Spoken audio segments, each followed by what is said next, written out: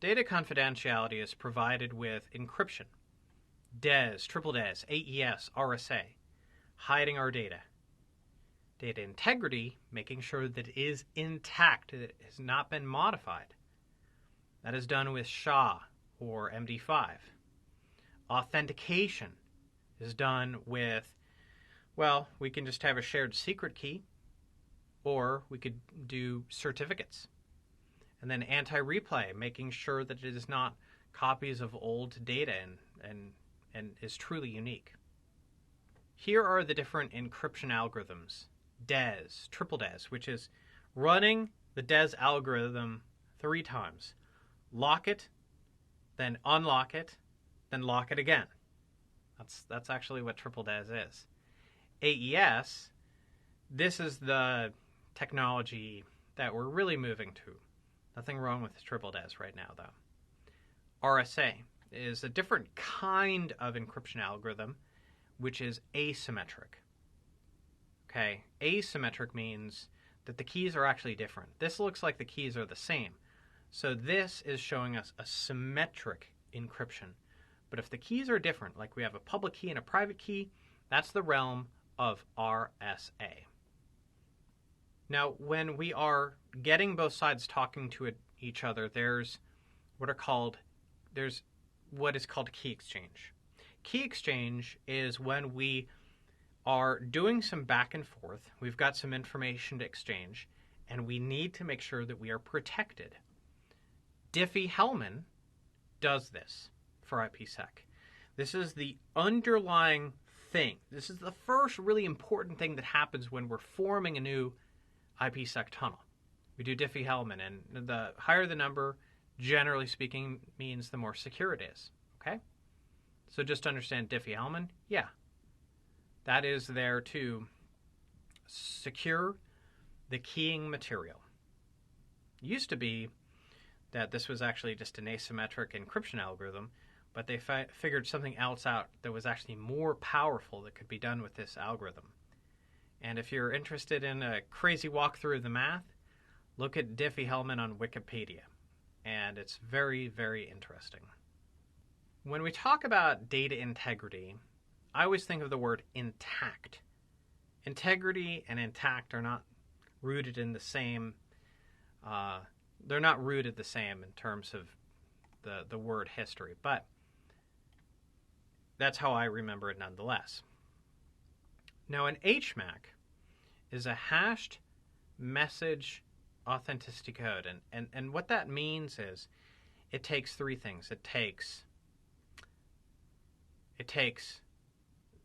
information like the local key, the identifier, and also the data. And it spits out a value. And the only way that you can generate a value that matches is if you understand the authentication key. Think of it like a cyclical redundancy check that isn't just about the data. It is also inclusive of the password. So the only way that you could rewrite the information successfully is if you rewrote it and then you could recalculate an HMAC that was legitimate, and you could only do that if you had the right authentication credentials. So this is what is done. SHA-1, SHA-2 are more powerful. MD5 is older, and we're really trying to move away from it whenever possible. That's going to be a long journey, completely getting rid of MD5, though. 2 sides of an IPSec tunnel can authenticate with a few different mechanisms. Pre-shared keys is the easiest way to go. I'm not recommending it, but it's just a shared secret key.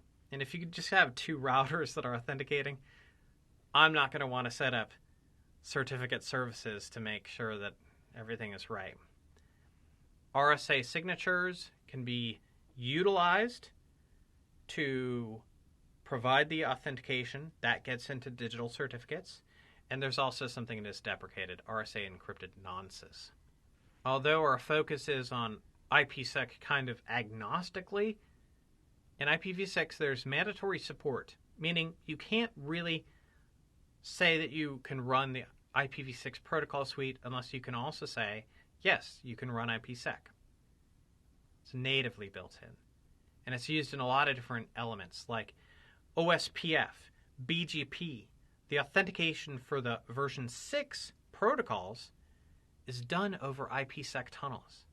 How amazing is that? IPsec, because it has all the flexible extension headers, it's much more suitable to doing things above the layer 3 element of IPv6. So when you think about the way that IPv4 does it, we just have to decapsulate to the transport layer. In IPv6, we have these extension headers, which is similar but a little different. It basically says, let's just make our layer 3 header bigger and more powerful and programmatic so that we can embed whatever we want there. That's an extension header. Okay? You've got really great encryption, IKV2, and